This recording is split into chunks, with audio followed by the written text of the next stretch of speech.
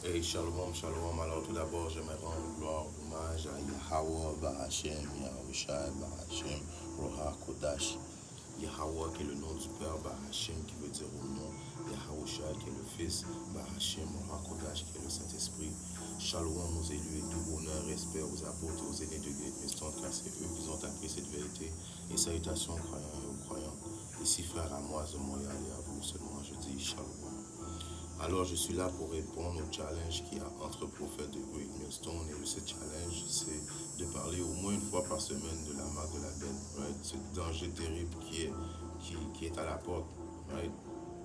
C'est une des prophéties majeures qui doit s'accomplir lorsque les États-Unis, l'économie des États-Unis va s'écrouler, right? Et on sait que d'ici 2 jours ou trois, right, le 22 ou le 21, il va y avoir un sommet des pays BRICS, right? Les pays BRICS, c'est un regroupement du Brésil, de la Chine, de l'Inde, de la Russie et de l'Afrique du Sud, right? Ils vont faire un sommet parce qu'ils vont dévoiler leur nouvelle monnaie qui est le BRICS, right? Ça va être une nouvelle monnaie, right? Qui est backée par l'or, right? Alors, c'est une monnaie qui va être très puissante, tellement qu'elle va être puissante qu'il va falloir 55 dollars américains pour l'équivalent de un BRICS. Alors, on peut comprendre l'effet domino que ça va causer, right? Les prix vont augmenter, il va y avoir hyper-inflation, right? Les choses vont brusquement changer vite, les prix vont élever, toutes les prix de tous les aliments vont monter. Éventuellement, quand ce diable va voir ça, il va vouloir venir lui aussi avec sa monnaie, right, qu'il a déjà préparé. Tout est déjà préparé avec ce diable, right? Le CDBDC, right, qui va être une monnaie digitale. 11h44, Kolola Yabashim Yarushai. Je vois toujours ces chiffres-là, right? Mais en tout cas, lui va venir avec le CDBC, right? Ça va être Central Digital Bank Currency. Alors lui, il a déjà sa monnaie préparée, right? Parce que lui, il savait déjà que l'économie allait s'effondrer très bientôt. Donc, il va venir avec le CBDC qui va être peut-être au début avec un portefeuille digital. Il va te laisser, il va te permettre d'aller faire des transactions digitales sur l'Internet et éventuellement, il va changer la donne. Il va venir avec la marque de la bête. Il va te dire de mettre, si tu veux participer dans la société, dans la nouvelle société, dans ce nouveau ordre mondial, si tu veux faire partie de l'économie, right, il va falloir que tu insères ce grainerie dans ta peau, right, en dessous de ta peau, que ce soit dans ta main droite ou que ce soit dans ta main gauche ou que ce soit dans ton front. Right. On voit que Elon Musk, ce diable, a déjà commencé à commercialiser euh, son, son Neuralink, right, qui veut insérer ça dans le cerveau des gens. Donc c'est déjà out there, right? C'est déjà là, right? Donc il faut, si on aime Yarabashim Yahushai, comme qu'il avait dit à Simon-Pierre, à Jean 21 et 15, si tu m'aimes, édifie les brebis, mes brebis, si tu m'aimes, édifie mes moutons. Il a dit 3 fois, même que Simon-Pierre était un peu fâché, qu'il lui ait dit 3 fois, mais 3 fois. Le chiffre 3, ça veut dire la compréhension, right? Il voulait s'assurer que Simon-Pierre comprenne très bien l'importance de nourrir ses brebis, right? Parce que les brebis sont toujours face au danger, right? Et l'un des dangers premiers de ces brebis-là, ce sont les faux prophètes, right? Ces prophètes qui disent que la marque de la bête, c'est pas le grain de riz, right? C'est pas ça. La marque de la bête, c'est les coucher avec des femmes blanches. La marque de la bête, c'est l'embargo. Ils ont plein de philosophies doctrines qui disent qui est fausse, right? Ils guident les brebis à l'abattoir, right? Comme un précepte qui dit ça aussi. Mes moutons sont guidés par des faux prophètes qui les amènent à l'abattoir, right? Je paraphrase un verset biblique. Donc il faut s'assurer de ne pas écouter ces faux prophètes-là. C'est pour ça qu'on a ce challenge de au moins parler une fois par semaine de la marque de la bête, parce que c'est un péché que Yahweh Machar va te juger sévèrement. Si tu prends la marque de la bête, ça va démontrer que tu n'as pas eu confiance en Yahweh Machar, tu n'as pas eu confiance en ses prophètes, right? Et nous sommes dans un business, si on peut dire entre parenthèses, de sauver nos âmes et de sauver le plus d'âmes possible, right? Parce que Yahweh Machar voudrait que le plus d'Israélites possible soient sauvés, right? Comme il est écrit à 1 Timothée 4 et 16, prête attention à toi même et à la doctrine, continue en elle, car en faisant cela, tu te sauveras à la fois toi-même et ceux qui t'écoutent. Alors, comme que je vous dis, en parenthèse, on est dans le business, nous les prophètes, en quelque sorte, d'essayer de sauver notre âme et d'essayer de sauver le plus de moutons brebis perdus, right, de la maison d'Israël que possible, right? Parce que ce diable-là s'apprête à vouloir nous piéger, nous les Israélites, right? Oui, il va vouloir piéger le monde entier, mais son but premier, c'est de piéger les Israélites, parce qu'il sait si le plus d'Israélites prend cette marque de la bête, right? Yahweh Shimashai va les juger sévèrement, right? Et lui, c'est ça qu'il veut. Il veut détruire la nation d'Israël. Lui, il veut régner pour toujours. Lui, il va faire tout son possible pour essayer de régner pour toujours. Mais si vous prenez conseil et puis si vous adhérez aux paroles prophétiques des prophètes, vous allez voir que son plan ne va pas arriver. C'est pour ça que dès maintenant, il faut faire confiance à Yahweh Shimashai, right? Comme il est écrit à Psaume 21 et 11, car il avait l'intention de faire du mal contre toi, right? Ça, c'est Yahweh Shimashai qui parle à ceux qui vont, right, faire confiance en Yahweh Shimashai, right? Si tu fais confiance en Yahweh Shimashai, il avait l'intention, mais si tu ne fais pas confiance en Yahweh Shimashai, il va réussir, right, à te faire du mal, right? Ils imaginèrent un dessein malveillant. Alors on sait que qu'est-ce qu'ils ont imaginé, leur dessein malveillant, c'est de venir avec la marque de la bête pour mettre toute la nation d'Israël sur un esclavage digital, right? Il nous a mis dans un esclavage physique, là, il essaie de nous mettre dans un esclavage digital avec la marque de la bête, right? Alors, si tu écoutes Yahweh Shimashai, ses desseins, ses plans ne vont pas arriver, right? Si tu adhères aux paroles des prophètes, right? Parce que, comme je dis, les prophètes sont là, pourquoi? Pour ramener le plus d'âmes possible à la maison, afin que Yahweh Shimashai puisse les pardonner de leurs péchés, afin que Yahweh Shimashai puisse les protéger dans cette période où le danger va être omniprésent, le danger va être partout, right? Il va y avoir la marque de la bête, c'est une chose, right? Il va y avoir la famine, il va y avoir la troisième guerre mondiale, il va y avoir des guerres raciales, right? Il va y avoir les animaux sauvages qui vont se mettre de la partie. Donc c'est une période, si tu n'as pas Yahweh Shimashai comme protection, tu ne vas pas pouvoir survivre, right? Et il y a ce diable avec qu'on sait qu'il a été béni de l'épée, right? L'épée qui ne veut pas juste dire le gun, l'épée c'est toute la technologie que ce diable a, right? En sa possession afin de quoi? Afin de détruire la nation d'Israël, right?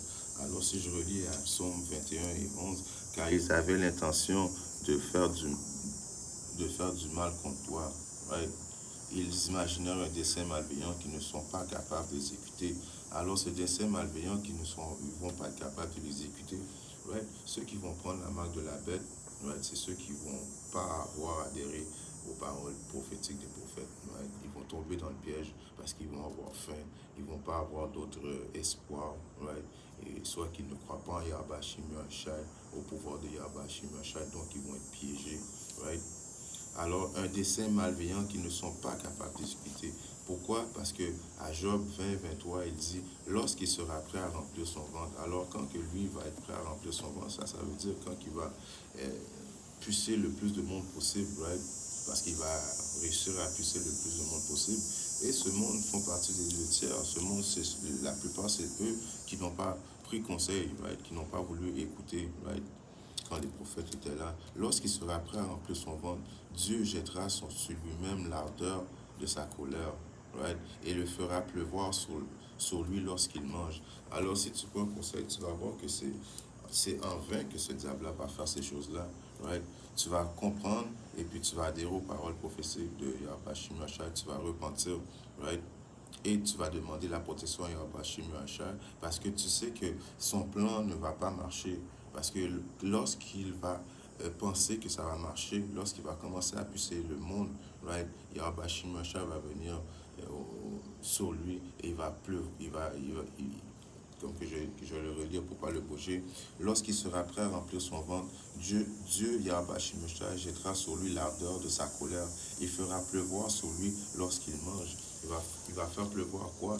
Des missiles nucléaires, right? Des missiles nucléaires qui vont pleuvoir sur lui pendant que lui il pensait manger, pendant que lui qui pensait qu'il allait réussir à implanter son nouvel ordre mondial. Yahweh Shimshai va commencer à envoyer des missiles nucléaires sur lui. Right? Pas juste des missiles nucléaires, il y a les feux, des chariots de l'Éternel aussi qui vont pleuvoir sur lui. Right? Donc il faut prendre, il faut adhérer, il faut adhérer aux paroles prophétiques des prophètes parce que c'est Yahweh Shimshai qui nous a envoyés. Right? Parce que ceux qui prennent ça, vous allez avoir une grosse pénalité à payer. Right? On peut voir ça à Apocalypse 14 et 9, il est écrit. Et le troisième ange le suivit, disant d'une voix retentissante, si un homme adore la bête et son image et reçoit sa marque dans son front ou dans sa main, right? Si tu es down avec ce diable, right? Et puis tu es down et puis tu veux participer dans sa nouvelle ordre mondiale et puis tu prends sa marque, right? Celui-là boira du vin du courroux de Dieu, Yahweh Shimshai, lequel est versé sans mélange dans la coupe de son indignation et sera tourmenté dans le feu et le souffle en la présence des saints anges et en la présence de l'agneau. Right? Alors Yahweh Shimshai va assister, il va être là, il va te regarder brûler, right? Avec les anges, right? Il va te regarder. Right? Toi tu vas brûler, tu vas crier, tu vas même peut-être même demander de l'aide parce qu'il faut comprendre que tu ne vas pas juste être dans le lac de feu puis tu vas tout de suite brûler. Yahweh Shimshai va faire en sorte de te faire sentir le feu. Right? Peut-être 5 minutes pour toi ça va être comparable à 5 ans, right? Mais il va faire en sorte que tu brûles, right? Pour que le feu, right? Tu sens le feu, que tu réalises qu'est-ce que tu as fait, right? Et puis lui, là, il va être là, il va assister à tout ça, right? Alors, vous voyez le danger de ces choses-là. Puis même avant ça, ceux qui vont avoir pris ça pour pouvoir manger ou bien pour pouvoir circuler dans la nouvelle ordre mondiale, ceux qui ne vont pas avoir mis la confiance en Yahweh Shimshai, right? Je pense que c'est dans Apocalypse 14 et 2.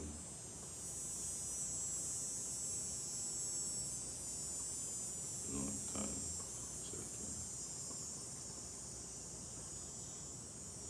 16 et 2, c'est là qu'il y a un problème. Ça, c'est pour ceux qui vont, juste avant que Yahweh Shimshai arrive, qui vont avoir dit, oh, on a fait confiance au diable, une chance, on peut au moins avoir quelque chose à boire ou un petit quelque chose à manger, mais même si on est sur l'esclavage digital, right, au moins on a sauvé notre vie parce que les autres, ils vont penser d'avoir sauvé leur vie, right? Ils vont penser que Yahweh Shimshai ne vient pas, ils vont avoir dit, bon, on a fait le bon choix, right? Parce que ils vont penser dans la période où ce qu'ils vont être, d'être sauvés, parce qu'ils vont avoir passé une période que les survivants qui ont eu moins de nourriture, qui ont eu moins accès à l'eau, à whatsoever. Donc ce diable-là va lui dire, bon, si tu veux, je sais pas, parce que ça va être des quantités mesurées, right? Ça va pas des quantités comme qu'ils avaient l'abondance dans ce monde-là. Lorsque lui va implémenter la marque de la bête, c'est de te donner une portion d'eau ou bien quelque chose à manger juste pour que te garder peut-être en vie. Tu ne vas pas être rassasié, mais eux, ils vont penser d'avoir sauvé leur vie, right?